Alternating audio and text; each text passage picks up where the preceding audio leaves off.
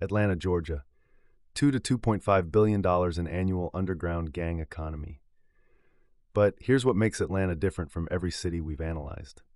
The money doesn't just flow through drugs, it flows through the music industry. Trap music isn't just a genre, it's a money laundering operation. Record labels funded by drug money, music videos shot in trap houses, rappers who are actually dealers using studio time to clean dirty cash. And the whole system exists because Atlanta sits at the perfect geographic center. I-85 and I-20 highways cross here. Hartsfield-Jackson, the world's busiest airport, moves drugs across America. Between Miami's supply and New York's demand, Atlanta is where East Coast drug distribution happens. Today we're following the money through Atlanta, from trap houses to recording studios, from corner dealers to platinum rappers. We're tracking how $2.5 billion moves through the dirty South and who actually gets paid. This is street economics. Let's follow the money in Atlanta. Atlanta's gang economy breaks down by zones, and the numbers show why this city became a drug distribution powerhouse. Zone 1, Northwest Atlanta, $400 million annually. Bankhead, Bowen Homes, English Avenue. This is old Atlanta gang territory. Blood sets that migrated from LA in the 1990s. High drug sales, but also high violence. Turf wars over corners that generate $5,000 to $10,000 daily. Zone 2, East Atlanta, $350 million annually. Edgewood, East Lake, Decatur areas, mix of Crip sets and local gangs. Lower revenue than Zone 1, but growing fast due to gentrification pushing dealers into new areas.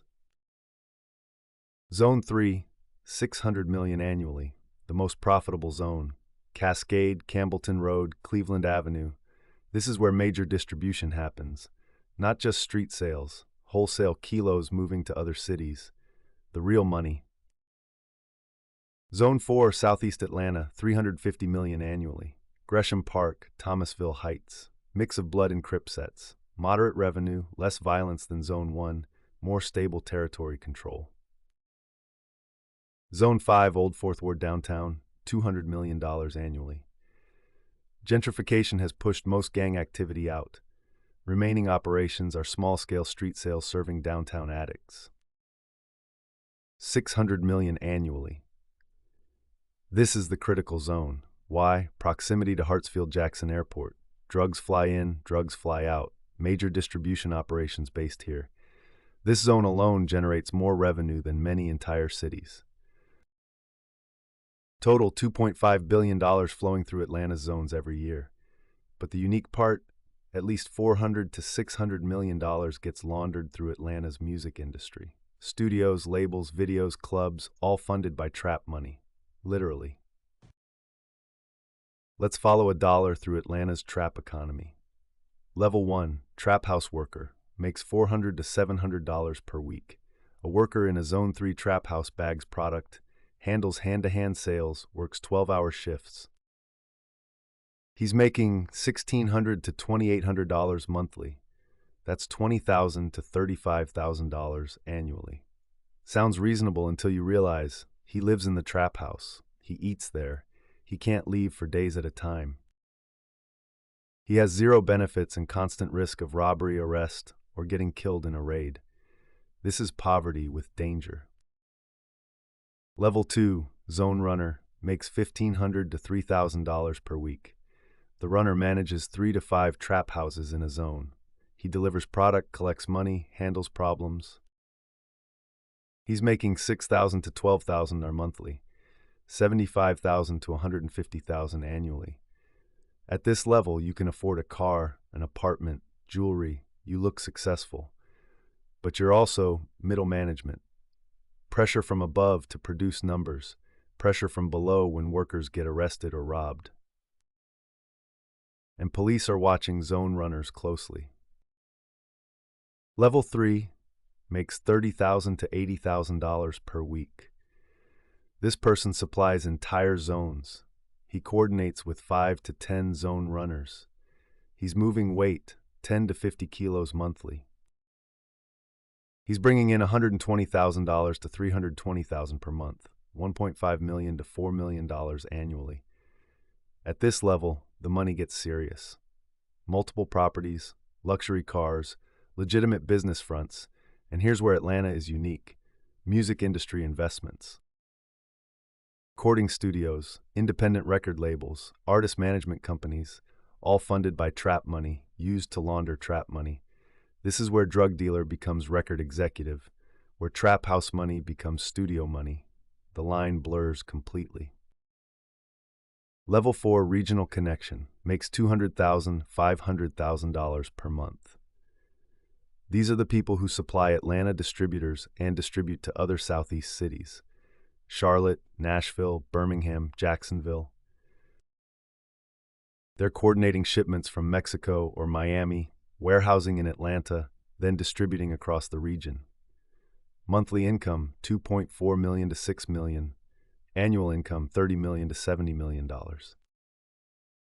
At this level, you're operating a multi-state logistics operation. You own trucking companies, warehouses, import-export businesses, and in Atlanta specifically, entertainment companies. Major record labels, artist management firms, concert promotion companies. Some of Atlanta's most successful hip-hop labels were founded with drug money. Not allegedly, factually, based on federal prosecutions. Level 5 cartel connection makes tens of millions annually. At the top are Mexican cartel representatives or major traffickers with direct cartel connections. They import from Mexico, coordinate distribution across the entire East Coast, and use Atlanta as the central hub. These individuals are making $50 million to $200 million annually. But they don't live in Atlanta. They operate from Mexico, or if they're in the U.S., they're so insulated by legitimate businesses that prosecution is nearly impossible. The money flows up. Trap house workers $600 becomes zone runners $2,000, becomes distributors $50,000, becomes regional connections $300,000, becomes cartels millions. And at every level, someone takes a cut. Why did Atlanta become the East Coast drug distribution capital? Geography and infrastructure. Hartsfield-Jackson International Airport, the world's busiest airport, over 100 million passengers annually, flights to every major U.S. city, and that passenger volume creates cover. Drugs arrive from Mexico via connecting flights through Houston or Dallas. Small quantities, 2 to 5 kilos, packed in checked luggage or shipped as cargo. TSA catches some, but volume is too high to catch everything.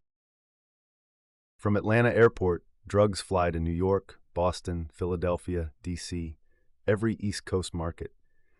A kilo that costs $28,000 in Atlanta sells for $35,000 to $40,000 in New York. That price difference, $7,000 to $12,000 per kilo, is pure profit for moving it 800 miles north. I-85 and I-20 highway crossroads. I-85 runs northeast to Charlotte, D.C. and New York. I-20 runs east to Columbia and the Carolinas, west to Birmingham and Texas. Every major drug route on the East Coast passes through or near Atlanta. Trucks leave Atlanta loaded with legitimate cargo: furniture, food products, auto parts. Hidden in those loads, 50 to 100 kilos of cocaine or heroin. The truck drives to Charlotte, makes a delivery, and 10 kilos disappear. Drives to D.C., another delivery, 15 more kilos gone. By the time it reaches New York, the entire hidden load is distributed. Law enforcement can't inspect every truck. The volume is impossible. So Atlanta-based distributors use legitimate logistics to move drugs up the East Coast. Geographic center, Miami is 600 miles south, 9-hour drive. New York is 850 miles north, 13-hour drive. Atlanta sits almost perfectly in the middle. Drugs arrive in Miami from Caribbean and South American routes.